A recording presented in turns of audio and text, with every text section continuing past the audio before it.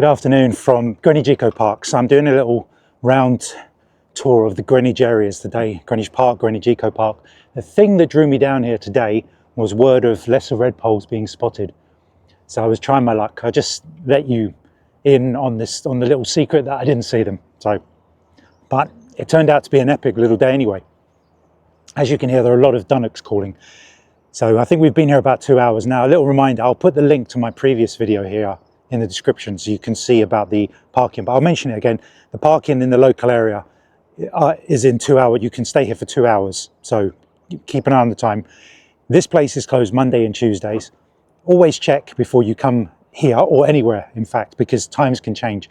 So I just made it, I thought it was only closed on Monday when I checked Tuesday, so here we are on Wednesday the 12th.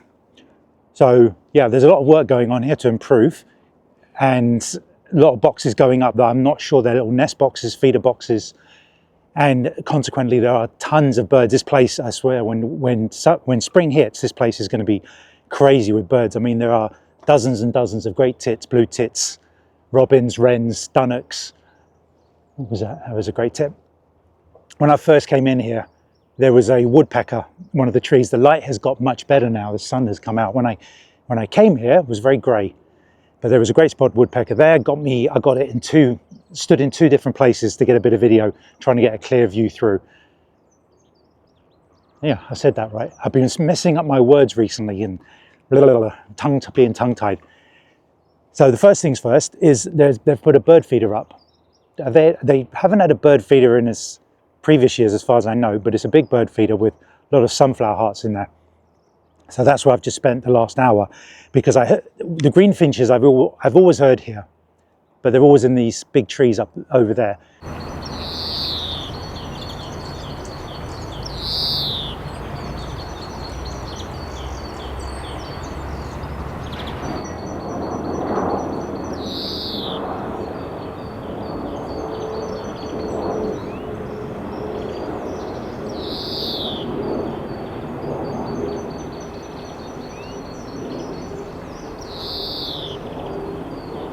So this time they were coming to the bird feeder en masse, probably about 4 or 5 of them.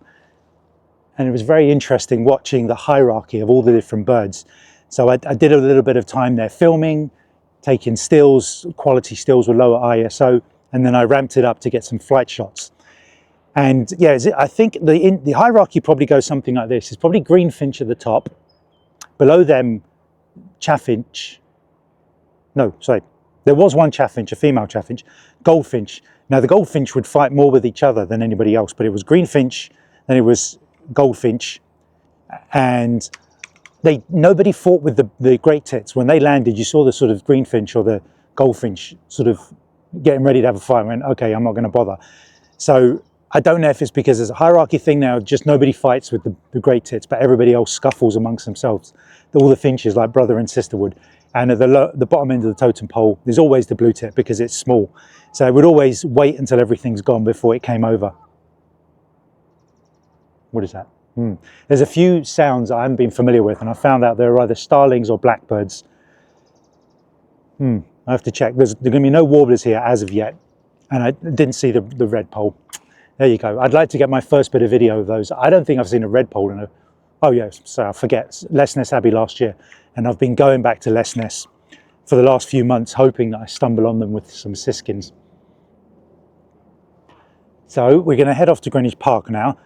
But the feeders, it's strange. I don't want to step on anyone's toes, but the feeders are right over a path. And when this gets busy at a weekend with kids, the birds are just going to get scared off. So I don't know, why don't you put it in the middle of the triangle? Sorry, I'm not telling anyone what to do, but it just feels a bit weird. So, I mean, I stood on this side while the sun was behind a cloud and got what I could at a really high ISO 8000. And then after I finished, I went round to the other side when the sun had come out and was able to go down to like 2000 ISO with a 4000 shutter speed to really free some action. One of the problems is I zoom in too much. I get that over ambitious with zooming in and trying to fill the frame with the bird, and I end up clipping ends of wings off and missing a little scuffle in the air. So I got some nice little scuffles and a point where there were like 3 or 4 Greenfinch on with Chaffinch, sorry, with the Goldfinch. I keep messing that up. But I mean, I've just heard a Chetty's warbler. This was a good spot over here for the willow warbler in years gone by. So in the next month or two, all these will be coming back, hopefully. But I've had a great time. Yeah, they've obviously got a lot of volunteers in doing some work. I saw some younger guys with a camera. They're obviously doing some sort of a filming documentary or something. I'm not sure what that's going to be for. I'll have a look on the boards when I go into the offices and see if anything, any news to inform you of what's coming up. I've just been into the two hides. Obviously, people must feed the Canada geese because when you go in, they don't fly away or get scared off like you would normally get with Canada geese. They come up thinking you're going to feed them. And in the furthest hide, it looked like is it a hybrid? Did anyone recognize this? A hybrid Canada goose with a grey lag or something, or a barnacle, I don't know. And there's Canada geese in there and a couple of grey legs having a kip. If you don't know what that means, in England it's a nap. And oh yeah, they're over there filming I think somebody's filming the bird feeder. And then I saw the pied wagtail. Now pied wagtail, in the summer they will land on the wooden stands and give me some flight shots. I'm going to use the pre-capture mode to get them flying off. I'm going to do a video on pre-capture as well, which is when you take a few pictures before you actually press the shut button. It deletes it constantly until you decide to keep them, and you can get birds taken off. The problem is it uses electronic shutter mode, so a lot of the photos are unusable because they are curved and distorted because of the rolling shutter. So you think when you first hear the pre-capture, you think this is going to be epic. I'm going to get some great shots that you normally couldn't get, but a lot of them are unusable. So, but I'll make a video about it, telling you the pros and cons of it and what at some point. And then finally, there's just Fox in the background. It obviously just woken up. It looked sleepy. It was having a yawn, probably licking its lips, wanting some food. So I wonder what they do with that, because there's going to be eggs and things laid around turnstones, coots, and easy pickings for the fox. I don't know how they deal with that, or they just let nature do its thing. There's no way of keeping foxes out of here, as far as I know. No, they'll climb over anything, walk through some shallow water. Yeah, blue tits, grey tits, dunnocks. And did I say, yeah, there's just the final thing, yeah, there's some parakeets coming down. This is why I don't put feeders in my garden, because these parakeets. So every time a parakeet came down to the feeder, I would shoo it off and it would protest and fly away. So you can't do that all the time. But all the small birds didn't generally fly away. They kind of, I think they came to appreciate me being there, going, getting rid of the parakeet. Because when I shooed it off and I walked past the feeder, I could see a couple of great tits feeding, just sitting 2 or 3 feet away, going, okay, we'll wait for you to get out of the way, but thanks for that. These little things that go around in your head is very Disneyfied, isn't it? Anyway, I think we've got to get back to our car. We're running close to the 2-hour slot, and now we're going to head to Greenwich Park. Somebody must be feeding these great tits, because 2 of them are back again, and it can't just be waiting for me. I'm sure somebody probably comes in the morning. They're just sitting there. God, I've sealed this. Oh, yep.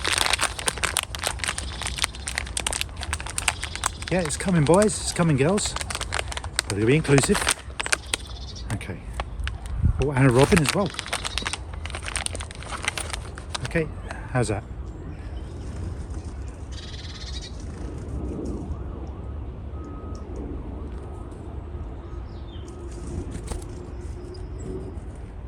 One down. He's on the camera. He just jumped from my camera. I've heard a Goldcrest, so we're going to be popping over to the usual spot. They're usually out in the open. Heard them calling. So, wow, it's going mental. Can you see? Yeah, you should be able to see Foxy. I don't bring any food for him.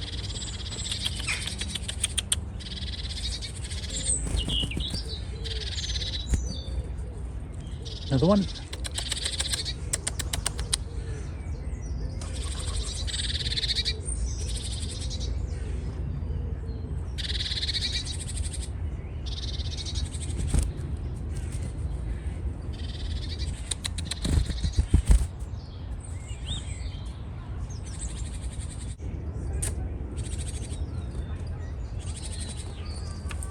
well done. What I'll do is I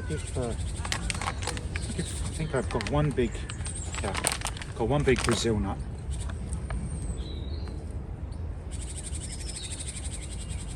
Yep, he's happy with that.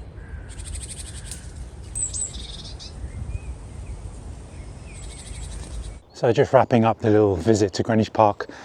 Yeah, they've really cleaned up the pond over the last couple of years. I mean, they used to manage it a little bit, but now they've really gone to work, got rid of all the weeds and the sort of out of control areas, horse manure down for good soil and growing material. And somebody mentioned a couple of times that there was a little grebe spotted in there, which I'd looked a few times and never seen it. And there it was, good as gold. So who knows, over time, once everything starts to take hold in there, what other little goodies we'll get in there. A water rail, hopefully. I don't know, it could get very noisy with people. But there was a Egyptian goose with some goslings. I mean, they already looked a couple weeks old, and they were going right up to people. I think the parents were happy to have them fed, but there are signs now around the pond that specifically say, don't feed the birds. And obviously not everyone's going to adhere to that. They're going to be like, oh, whatever, I'll feed the birds. But what's weird is that section on where the bench is, let me get this right. I'm looking at it, the map in my mind. I can't think of it. I think it's the east side of the pond, the main area where you still feed all the ducks and the pigeons. There's no pigeons, there are no pigeons. This tree, there used to be about 100 in there, and there's nothing there. It looks clean, there's no bird poo, no food, the water is really clean, as the cleanest I've ever seen. So obviously all of the, sounds like a woodpecker, all of the algae and everything from feeding the birds, because they're not being fed, is gone. So that's wonderful. Yeah, the place is really being swept. Everything from the eco park to here, volunteers I assume must be coming in and bringing nature back to life. There's been a real push for nature the last few years. I wonder if it had anything to do with COVID, everyone locked in. It's given everyone this kind of lease for life, this lease for nature. Like never again, we aren't going to be locked in again. Because when they got out, they must have been like, oh, thank goodness. So I walked around the pond. I was going to do a walk down to the playground area, because last time I was here a couple of years ago was good for redwing and blackcaps, but it's a bit of a walk, so we're going to hang around here. But I've been out in this area, the sort of main area, the flower gardens, where the dogs aren't allowed in the park, if you don't know this. Lovely, I mean, there's nobody here, my kind of day. I thought after the school's finished everyone would come through here with their kids, and they didn't. But this area, these trees are where I usually hear the Goldcrest. Now I'll just do this back to front. I walked past all these trees listening. What you do is you walk along going listening, but I didn't have to worry about me not getting them out here, because I heard by the deer enclosure viewing point, they're not in there at the moment, they're still not back. I heard a Goldcrest calling, and there were, I mean, I don't want to say two, there was definitely one. I kept getting caught by great tits, blue tits as well. And yeah, I mean, I tried to film that. This is the most manic Goldcrest I've ever seen in my life. I just couldn't film more than like half a second at a time. I went, okay, this calls for photos. So I managed to get a few sharp ones, and it was trying to get it where there was some trees or leaves in the background, so you didn't just get this white out background. So I got some decent photos of the Goldcrest, and I've never heard it in that area before. So I'm pretty happy with that. And the light was relatively good, the sunlight with the clouds, so I didn't have to go too high on the ISO. But yeah, we just heard a woodpecker. All the calls are great tits, blue tits, jackdaws, briefly that great witted specker, the great spotted woodpecker. Still no Goldcrest, but anyway, there's some good stuff there. I did get a robin to feed out of my hand, and I set the tripod up, the camera, to film it, and it never came back. So anyway, I think that's a wrap. And it's a really nice little day out. The Greenfinch, the Goldcrest, yeah,